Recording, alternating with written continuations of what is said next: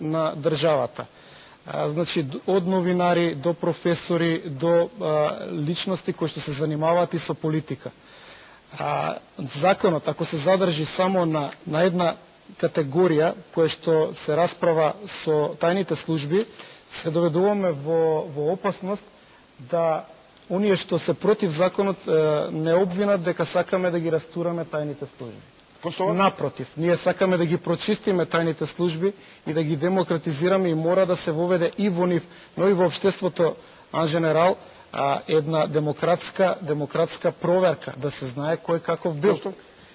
Извинете. Ја исто така, значи досега важат за поддржувач на законов за лустрација, но ова што го спомена и Бачев и Филип, значи доколку во најновиот предлог или вторава верзија од законот не влезат многу конкретно новинарите, професорите, судиите, бидејќи мене во првичната верзија ме убедува по точка 23 се опфатени, ама тоа е нешто општо и може и не може. Значи, ајде, беше прва фаза и малку повеќе енергија трошевме, треба или не треба.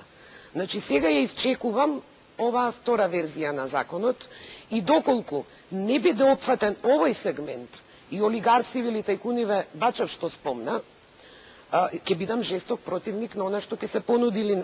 Тој закон нема да ја одигра таа улога што јас лично ја очекувам. Инаку, дека таа мрежа функционирала и во плурализмот, односно, дека ние формално сме правеле демократски систем, а се уште сме биле во суштински во комунизмот, е податокот што и Јанко Бачев, а и други вработени во ДБК го изнесоа веќе во јавноста, а тоа е дека до 1997 година во МВР функционирала спецкаса. Значи имате бизнисмени на кои ДБК им дава под рака фини сделки, нели, каде што не плаќаш царини давачки, па они даваат пари на МВР во спецкасата, а МВР плаќа новинари во... Дури нема потреба од спецкаса. Ние во двете блокади главното сито го изведуваше политичкиот систем. Да, Чомовски, но со тие пари се плаќани наши колеги, кои затоа пишувале или зборувале и напаѓале тоа што ќе им кажал центарот во ДБК. Значи, со ова сакам да ја потврдам тезата што ја кажав и на почетокот. Значи, ние, тој систем, таа мрежа, функционира и по 17 години од ѓоа демократскиот систем. Грешката еве што ја прави и Јадранка.